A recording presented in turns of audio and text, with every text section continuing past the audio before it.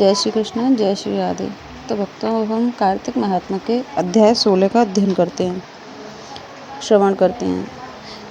जय श्री कृष्ण। राजा पृथु ने कहा कि हे नारद जी, यह तो आपने महाप्रभु शंकर की बड़ी अद्भुत कथा सुनाई है, अतः कृपा करके आप यह भी बतलाइए कि उस समय राहु उस पुरुष से छूटकर कहाँ गया। नारद जी ने कहा, उससे छूटने पर वह बर्बर नाम से विख्यात हो गया और मानो नया जन्म पाकर उसने अपने आप को धन्य माना तथा वह धीरे धीरे जलंधर के पास गया। वहाँ उसने शंकर जी की चेष्टा कही। उसे सुनकर दैत्यराज को बड़ा क्रोध आया और उसने सब दैत्यों को सेना सजाने की आज्ञा दी। कालनेमी और शुंभ निशुंभ आदि सभी महाबली दैत्य तैयार होने लगे। एक से एक महाबली दैत्य करोड़ों की संख्या में निकलकर युद्ध करने के लिए तैयार हो गए। महाप्रतापी सिंधुपुत्र शिवजी से युद्ध के लिए निकला। उसके आगे महर्षि शुक्राचार्य और छिन्न सिर राहु हुआ। फिर तो उसी समय जलंधर का मुकुट खिसक कर धरती पर पड़ा। आकाश में मेघ छा गए और बड़े अपशकुन हो गए। उधर इंद्र आदि सब देवताओं ने एकत्र होकर कैलाश पर जाकर शिवजी से जब वृतांत कहा और यह भी कहा कि आपने जलंधर से युद्ध करने के लिए भगवान विष्णु को भेजा था, वह उसके वर्षवर्ती हो गए हैं तथा लक्ष्मी सहित जलंधर के अधीन होकर उसके घर में निवास करते हैं। अब देवताओं को भी उसके यहाँ निवास करना पड़ रहा है। अब वह सागर पुत्र आपसे युद्ध करने के लिए आ रहा है, अतः आप उसे मारकर हमारी रक्षा करिए। देवताओं से यह सब कुछ सुनकर शंकर जी ने भगवान विष्णु से पूछा कि हे ऋषिकेश, युद्ध में आपने जलंधर का संहार क्यों नहीं किया और उस बैकुंठ को छोड़कर आप उसके घर कैसे चले गए। तब भगवान विष्णु ने हाथ जोड़कर शिवजी से कहा कि उसे आपका अंशी या लक्ष्मी जी का भाई होने के कारण नहीं मारा। वह बड़ा ही वीर व देवताओं से अजेय है। मैं सत्य कहता हूँ कि उसे कोई भी नहीं मार सकता।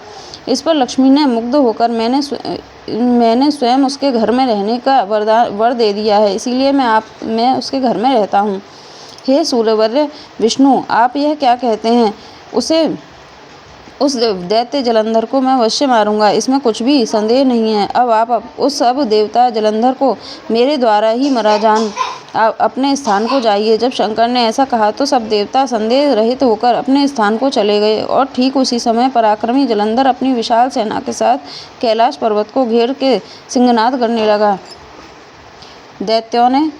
दैत्यों के नाद और कोलाहल से शिवजी क्रुद्ध हो गए। उन्होंने अपने नंदी आदि गणों को उसके साथ युद्ध करने की आज्ञा दे दी। कैलाश पर्वत के पास भीषण युद्ध होने लगा। दैत्यों ने अनेक प्रकार के अस्त्र शस्त्र बरसाने शुरू कर दिए।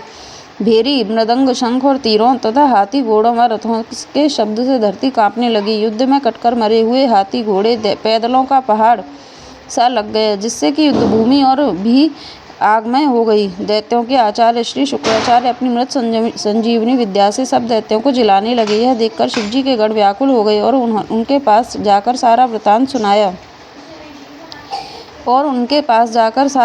सुनाया। उसे सुनकर भगवान रुद्र के क्रोध की सीमा न रही। वह अपने भयंकर रूप से दिशाओं को प्रज्वलित करने लगे।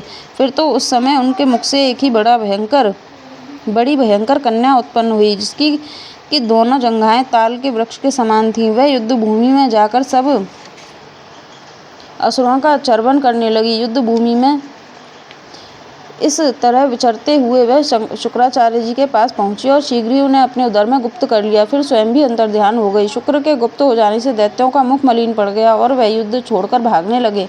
इस पर अनेक शुंभ निशुंभ और कालनेमी आदि सेनापतियों ने अपने भागते हुए वीरों को रोककर शिवगणों पर बड़ा कठिन प्रहार किया और ऐसा ही शिवजी के नंदी आदि वीरगणों, जिनमें गणेश और स्वामी कार्तिकेय भी थे, अपने गणों को रोककर दैत्यों से भीषण युद्ध किया। 16वां अध्याय समाप्त। जय श्री कृष्ण, जय श्री राधे।